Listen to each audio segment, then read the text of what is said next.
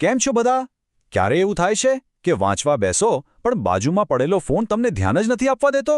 તો ચિંતા ના કરો, આજે હું એક એવી જબરદસ્ત સ્ટ્રેટેજી વિશે વાત કરવાની છું જેનાથી તમારું ફોકસ સીધું નેક્સ્ટ લેવલ પર પહોંચી જશે. આવું તો લગભગ બધા સાથે જ થતું હશે ને? મસ્ત પ્લાન બનાવ્યો હોય કે આજે તો હિસ્ટ્રીનું ચેપ્ટર 3 પૂરું જ કરી દેવું છે, પણ પછી ફોન પર ખાલી એક નોટિફિકેશન આવે અને બસ ખબર પણ ના પડે ને ક્યારે 1 કલાક રીલ સ્ક્રોલ કરવામાં જતો રહે. સાચું કહું ને તો આ એકદમ યુનિવર્સલ ફ્રસ્ટ્રેશન છે. તો એમ સમજી લો કે આ એક ડિજિટલ ડિસ્ટ્રેક્શનની લડાઈ છે અને આ લડાઈમાં તમારો ફોન કોઈ ફાઇનલ બોસ જેવો છે. પણ ડોન્ટ વરી, મારી પાસે એને હરાવવા માટે એક સુપર પાવરફુલ સ્ટ્રેટેજી છે અને એનું નામ છે ધ ફોન જેલ સ્ટ્રેટેજી. હા, આ એકદમ નો નોનસેન્સ સોલ્યુશન છે જે સીધું જ કામ પર લાગે છે. પણ હા, મને ખબર છે આ નામ સાંભળીને જ કંઈક બોરિંગ જેવું લાગે છે નહીં? ફોનને જેલમાં મૂકવો થોડું વધારે પડતું નથી લાગતું? હું તમારી ફિલિંગ બરાબર સમજી શકું છું. તો ચાલો ને આનું એક વધારે કૂલ અને પોઝિટિવ નામ રાખીએ. સોર્સ મટીરિયલ પ્રમાણે આપણે આને કહીશું ધ મૂવી થિયેટર રૂલ. હવે આમાં મજા આવશે. જુઓ, આ કોઈ સજા નથી. આ તો તમારા સ્ટડીને એકદમ ઇમર્સિવ, એક હાઈ ક્વોલિટી અનુભવ બનાવવાની રીત છે, જેમાં તમારું ફોકસ જ મેઇન ફીચર છે. સોર્સમાં એક બહુ મસ્ત લાઇન છે, તમારા સ્ટડી સેશનને 1 કલાકની બ્લોકબસ્ટર મૂવીની જેમ ટ્રીટ કરો. આનો મતલબ એ છે કે જે રિસ્પેક્ટ અને ફોકસ આપણે કોઈ સુપરહિટ મૂવીને આપીએ છીએ, એ જ રિસ્પેક્ટ આપણા ભણતરને પણ મળવો જોઈએ. તો હવે તૈયાર થઈ જાઓ. ચાલો, હવે આપણે પોતે જ આપણા સ્ટડી સેશનના ડિરેક્ટર બનવાનું છે અને જોવાનું છે કે આ બ્લોકબસ્ટરને સફળ કેવી રીતે બનાવાય. ચાલો આ રૂલને બરાબર સમજીએ. આના 4 સિમ્પલ, એકદમ સિનેમેટિક સ્ટેપ્સ છે.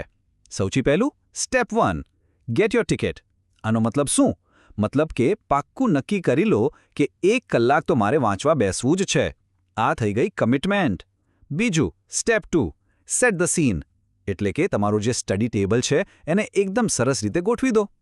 પછી આવે છે સૌથી important step 3, lights, camera, silence.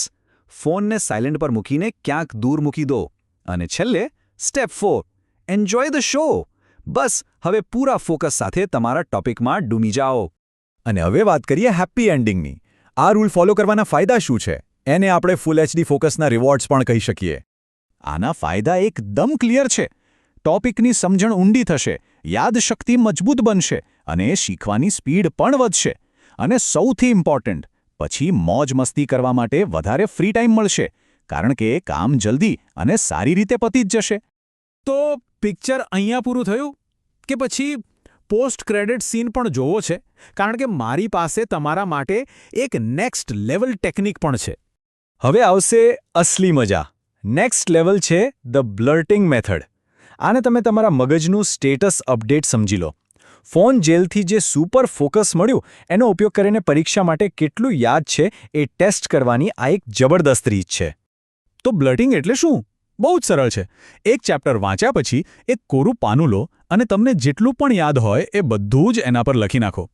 જો પાનું ખાલી રહે તો સમજી લેવાનું કે તમારું નોલેજ અપલોડ ફેલ થયું છે. તો હવે વારો છે તમારો. તમારો પોતાનો ફેવરેટ ફોકસ હેક કયો છે એ નીચે કોમેન્ટ્સમાં લખીને જરૂરથી જણાવજો. અને હા, ભૂલતા નહીં, આપણે જે બ્લર્ટિંગ મેથડની વાત કરી એને ડિટેલમાં સમજવા માટે સબસ્ક્રાઇબ કરી લેજો. ચાલો સાથે મળીને સ્ટડીઝને લેવલ અપ કરીએ.